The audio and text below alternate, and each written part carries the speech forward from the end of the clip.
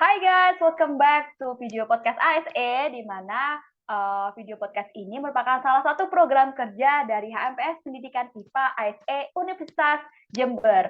Oke, di video kali ini kita itu bakal bahas topik yang menarik banget yang bakal kita bahas kali ini, karena kita bakal bahas salah satu program pemerintah yang saat ini tuh berjalan nih teman-teman.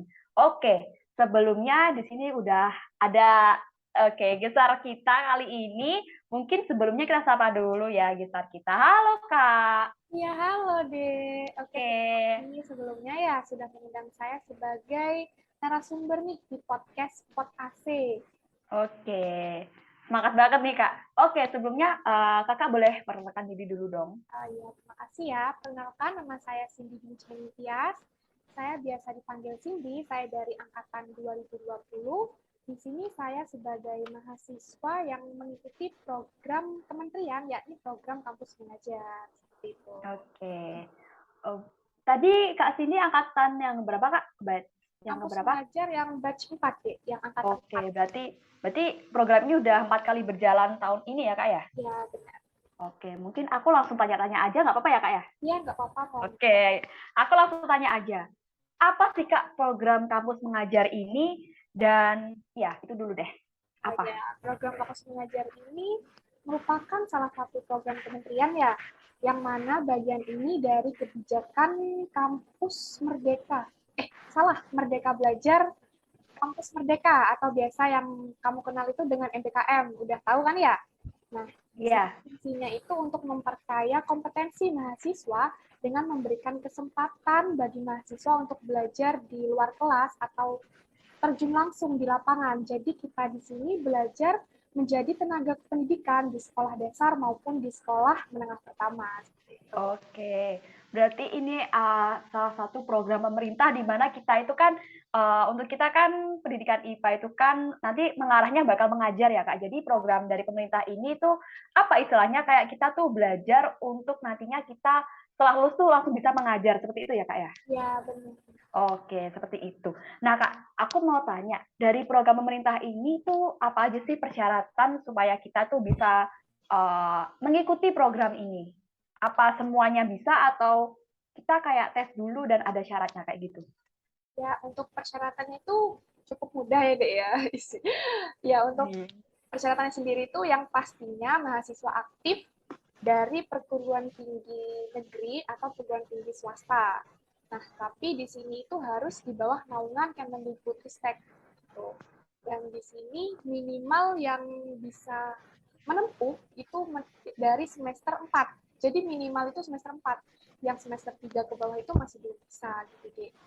Dan di sini minimal indeks prestasi kumulatifnya atau IPK itu sebesar 3 minimalnya. Dan untuk PTN sendiri itu minimal harus terakreditasi minimal B. Jadi prodinya itu harus B minimal. Seperti IPA sendiri kan B. Jadi kita masih bisa untuk mengikuti program kampus mengajar ini. Dan untuk selanjutnya kita juga membutuhkan surat rekomendasi dari perguruan tinggi. Jadi kita meminta surat rekomendasi dari PT yang biasanya ditandatangani oleh rektor maupun bisa diwakili dengan wakil dekan 3 kayak gitu. Dan yang paling penting lagi, di sini kita tidak boleh mengikuti program kampus mengajar kampus merdeka sebelumnya. Jadi kalau kita udah pernah kampus mengajar batch 3, kita nggak boleh lagi mengikuti program kampus mengajar setelahnya, seperti itu. Oke. Oh ya, terus di sini tadi ada tes-tesnya juga ya. Nah, di sini tes dari kampus mengajar sendiri itu ada 2, yakni ada tes PCT dan PCT, dan ada juga tes kemampuan literasi dan numerasi, Dek.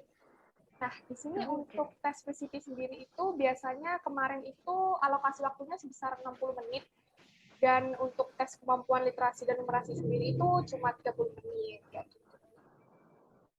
Oke, berarti kita yang misal udah Kakak Cindy nih, kan sekarang udah mengikuti program ini, berarti untuk semester depan berarti itu nggak boleh ya Kak ya? Ya, nggak Berarti boleh. pemerintah itu memberikan kesempatan kepada mahasiswa-mahasiswa yang belum berkesempatan mengikuti program ini. Oke, Kak, ini biar kita itu nanti kayak ada persiapan gitu ya. Kira-kira tuh dokumen apa aja yang perlu disiapkan untuk mengikuti program ini, Kak? Ya, untuk dokumen yang disiapkan itu yang tadi sudah saya jelaskan ya, itu surat rekomendasi dari perguruan tinggi, terus yang paling penting nih surat izin orang tua. Nah, karena di sana Oke. juga ada tanda tangan orang tua, jadi kita butuh tanda tangan dari orang tua sendiri. Dan selanjutnya itu kita juga butuh surat keterangan sehat, surat fakta integritas, dan kalau bisa itu kita juga punya surat pengalaman mengajar atau organisasi. Tapi itu opsional sih deh, kalau misal nggak punya itu ya nggak apa-apa. Terus juga kalau ada prestasi yang kita juga cantumin sertifikat prestasi gitu. Oke. Tadi kalau bisa itu mencantumkan sertifikat mengajar. Nah, kalau selain dari sertifikat mengajar tuh misal kita kayak ada sertifikat lain gitu bisa dicantumkan nggak, Kak? Bisa banget surat apa sertifikat organisasi. Nah, sertifikat organisasi ini kan banyak ya. Jadi kita bisa memasukkan sertifikat-sertifikat yang kita pernah lakuin, organisasi seperti himpunan atau BEM atau BPM seperti itu. Atau mungkin kita pernah mengikuti kegiatan-kegiatan dari himpunan, kegiatan dari kampus, itu kita juga bisa masukin. Karena di situ kan kita sebagai panitia gitu. Oke, makanya untuk mahasiswa-mahasiswa lainnya nih kalau misal kita dari HMPS Pendidikan IPA kalau mengadakan kepanitiaan ikut ya teman-teman. Karena kan sertifikatnya itu kan berguna nih. Salah satunya kan bisa untuk ini tadi program dari kampus mengajar. Oh ya Kak, kalau misal kita nih yang nggak punya sertifikat sama sekali gitu, itu kira-kira masih bisa untuk ikut. Kalau itu ya sebenarnya saya kurang tahu juga ya deh ya, itu karena kan Oh, by oke. system juga. Nah, Oke. tapi menurut saya pribadi itu minimal kita harus punya satu atau dua lah. Itu kan. Oke. Nah, kalian adik-adik kan masih angkatan 21, angkatan 20, apa 22 gitu. Masih banyak peluang nih untuk berlomba-lomba mencari sertifikat. Apalagi himpunan sendiri kan punya program Ya, kerja bener banget. seperti seminar nasional, lomba karya tulis nasional ilmiah gitu kan.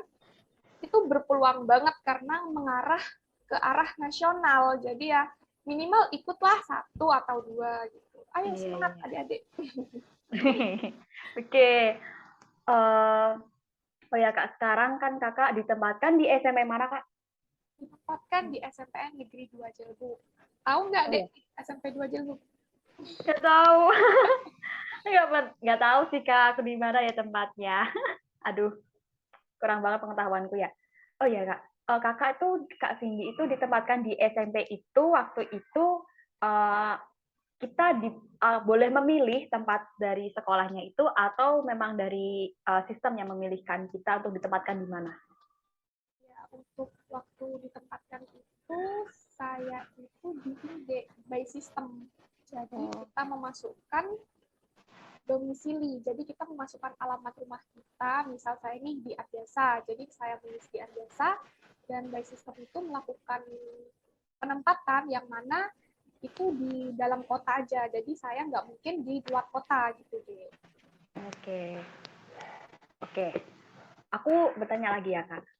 Sekarang Kakak ditempatkan di SMP itu dan di sekolah itu kira-kira Kak Cindy di sana itu ada tugas dan juga kegiatan apa yang dilakukan di SMP itu Kak? Ya, Mungkin selain mengajar.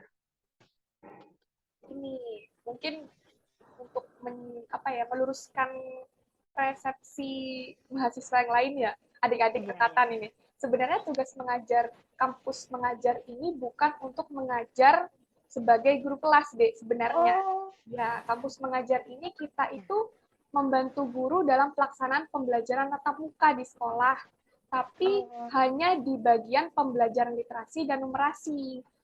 Dan di sini kita juga membantu adaptasi teknologi. Jadi kita oh, membantu guru-guru, membantu kepala sekolah, itu di bagian administrasi, di bagian manajerial sekolah, dan juga menambahkan apa ya namanya ya literasi dan numerasi tadi itu. Terus kita juga di sana kita mengenalkan beberapa aplikasi-aplikasi yang produk oh, pembelajaran dari Kemendikbudristek itu sendiri gitu. Seperti Oke, itulah. berarti di sana kita tuh mendampingi gurunya ya Kak ya, bukan Ya. mengajar. Sana oke. Untuk kegiatan ini kan pastinya kita kan bakalan sibuk untuk datang di sekolah kita ya Kak ya. Dan kita kan pastinya jarang untuk ke kampus. Nah, untuk program ini sendiri itu ada convert SKS nggak sih Kak? Ada banget dong. Nah, di sini senang banget ya deh ya, karena dapat konversinya tuh besar banget. Jadi cuma ada 20 SKS konversi SKS-nya. Jadi lumayan lah. Lumayan banget. Habis itu kan kita cuma misal kalau kita ambil full 24 SKS kan berarti kita cuma tinggal ambil 4 SKS doang kan di kampus gitu. Enak banget. Oke, Kak, program itu yang saat ini Kakak lakukan itu berapa bulan lamanya? Untuk program kampus mengajar ini dilakukan selama 5 bulan. Kemarin itu dari bulan Agustus, September, Oktober, November, Desember. Jadi 5 bulan kita. Oke, berarti Desember udah selesai nanti Kak ya? Oke.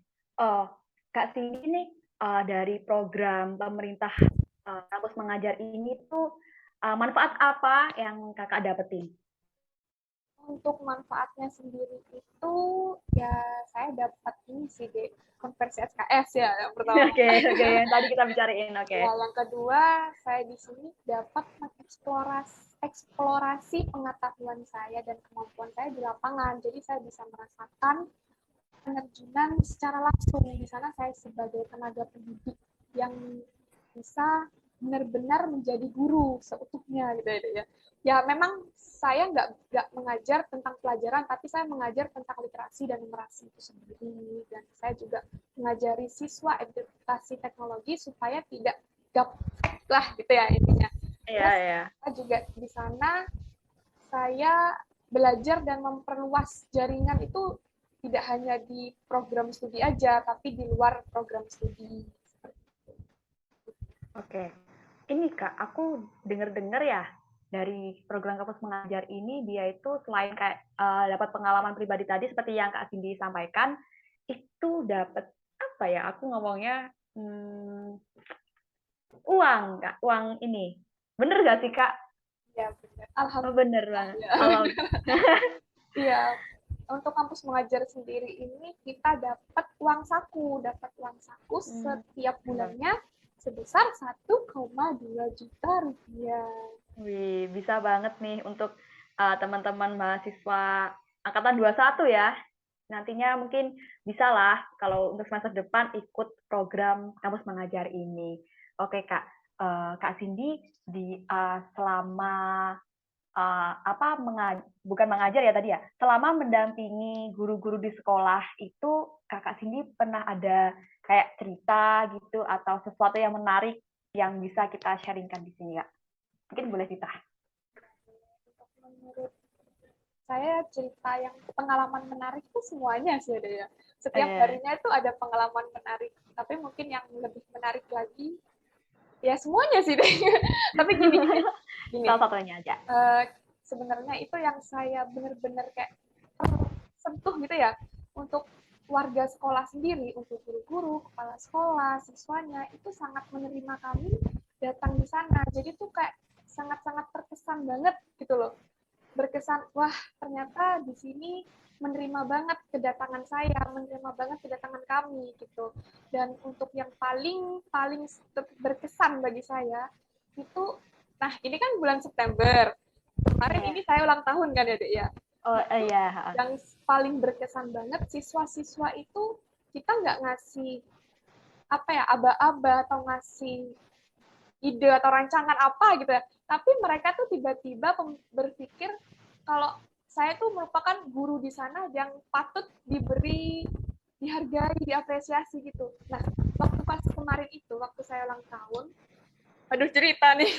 Iya, nggak apa-apa Kak, cerita aja. Tahun itu kemarin kan itu duduk ya di depan ruang kelas. Nah, itu tiba-tiba banyak siswa-siswa segerombolan siswa itu tiba-tiba datang dengan membawa lilin. Mungkin ya memang nggak pakai kue atau apa, tapi walaupun hanya membawa lilin itu sangat berkesan bagi saya. Tiba-tiba happy birthday to you, happy birthday.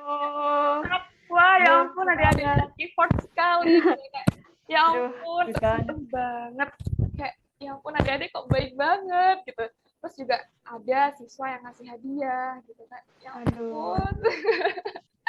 Aduh, Kayak, kok tersentuh juga ya aku ya di sini. Aduh, aduh, lucu banget mereka. Berarti apa? Emang dari mereka tuh udah nganggep apa Kak Cindy dan juga Rombongan tuh udah kayak keluarga sendiri gitu ya Kak ya. bener, kayak, Dan sampai mengingat udah tahu ulang tahunnya juga. Aduh, padahal kita nggak aduh. ngasih tahu loh dek, padahal kita nggak ngasih tahu ulang tahunnya kapan, tapi mereka tuh cari-cari sendiri gitu. Dari Tanya, mungkin dia tanya-tanya ke teman-teman Kak Cindy gitu ya. Kok Kak Cindy? Iya, teman-teman saya. Jadi Kak Cindy ulang tahunnya kapan Kak? Gitu kayak ngasih ini tanya ke teman saya, ke partner saya gitu. Oke. Oh berarti Kak Cindy di sana dipanggil Kak ya, bukan Ibu? Iya, dipanggil Kak. Panggil Kak. Soalnya waktu pas perkenalan, emang guru-guru itu kan memperkenalkan saya itu sebagai guru kan ya, ini perkenalkan ini teman-teman dari UNED, terus ibu guru, bapak guru gitu. Tapi oh enggak Bu, panggil saya Kak Cindy aja gitu. Karena saya masih muda gitu. Oke. Aduh lucu banget. Jadi ini sih aku dari setelah dengar ceritanya Kak Cindy kayaknya pengen deh ikut kampus mengaji tuh kayaknya Harus seru sih. harus Seru ya. karena seru Oke, banget. mungkin teman-teman juga yang setelah dengerin podcast ini dan habis itu tertarik nih untuk mengikuti program kampus mengajar, mungkin kita nanti bisa sama-sama untuk cari pengalaman dan juga bangun relasi juga ya. Tapi sebenarnya juga kita harus mempersiapkan diri juga, apalagi kan juga ada tes tadi Kak ya. Ada tesnya Ya, juga, jadi kita harus persiapkan. Iya, kita harus nyiapin dari sekarang nih teman-teman. Oke Kak Cindy, thank you banget nih udah mau sharing-sharing, udah mau cerita, udah mau tadi Kak ceritanya yang akhir-akhirnya jadi terharu banget gitu aku, ya ampun. Oke, Kak Cindy thank you banget ya udah datang di podcast kita. ya, terima Oke. kasih. Oke, thank you teman-teman. Mungkin oh ya, selain dari video ini apa kita juga udah upload nih mengenai kampus mengajar juga. Mungkin teman-teman juga bisa lihat apa video lainnya mengenai kampus mengajar ini, teman-teman. Oke, thank you semuanya. Thank you. Thank you. Mungkin bisa ketemu di video next video di podcast ASE.